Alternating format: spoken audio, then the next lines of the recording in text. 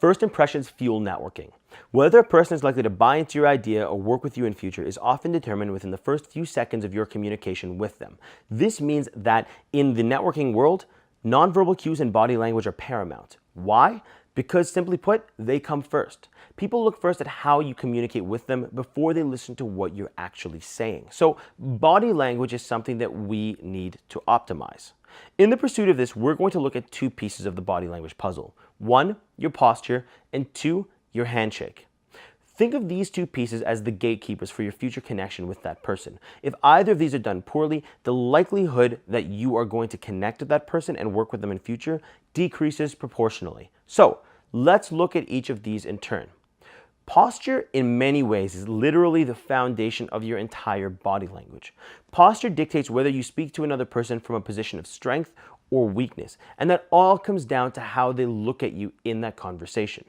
In a world where we spend so much of our time hunched over our phones or laptops, posture is something that deteriorates very, very quickly. But in a networking environment, operating from a position of strength is extremely important. So the first step is, as you enter the networking environment, straighten your back. This is something that we all think we're doing, but is not necessarily something that we're actually doing. In fact, more often than not, our posture has our shoulders hunched forward, similar to that position we maintain when leaning over our laptop. So straighten your back. This has the secondary effect of naturally squaring your shoulders, allowing you as a person to appear larger, broader, and stronger. The next step is, as you communicate with each person, make sure you plant your feet comfortably apart. Planting your feet is important because it prevents you from shifting your weight back and forth from side to side or forward and back from toes to heel. Both of these things are interactions that we often don't notice, but come across as weak or vacillating. This is something that we do not want to showcase for a person that we want to work with in future.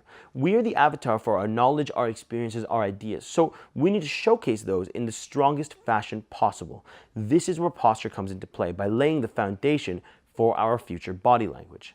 The next piece of this puzzle is the handshake. Now, this is usually the first interaction you have with a new person in a networking environment, and it serves a couple of roles. On one hand, it allows you to connect closely and physically with that person.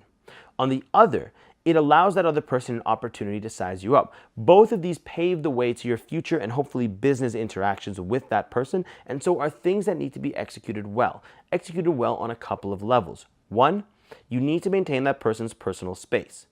Two, you at the same time need to make sure that your handshake is gentle, firm, and balanced. So let's look at each of these pieces of the handshake. When you're connecting with another person, that person has a region of space around them that they do not want another person invading. You, at the same time, have your region of personal space. Think of both of these as the distance from handshake to hug. So what you want to do is make sure that you connect with them in a way that does not invade their personal space. This is done by extending your arm so that your elbow is extended at a little bit more than 90 degrees. This allows you to connect physically with that person while simultaneously making sure that you do not invade their personal space, and that in turn, they do not invade yours. The next part of this is the handshake itself. Now, here you want to balance your handshake between how firm it is and how light it is. Both of these tap into very primal aspects of how we look at other people. It's a determination of strength and who is the dominant party in the conversation going forward. Now, contrary to what you might believe, you do not want to be the dominant party in this conversation, nor do you want to be the submissive party. What you actually want is to have a balanced equilibrium between you and the person at the other end of the conversation. Remember, this isn't about what you can get from them. It's also not about what they can get from you. It's about how you can work together towards your mutual benefit. And part of that comes through in the nonverbal interaction of the handshake. So make sure that when you clasp their hand, it is firmly, gently, with a single pump, and then withdrawing back within your own personal space.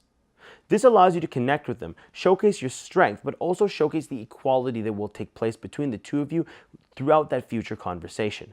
This allows you to then interact with them from a position of strength while also simultaneously putting them at ease and allowing them to determine how best the two of you can work together towards your mutual benefit in the future.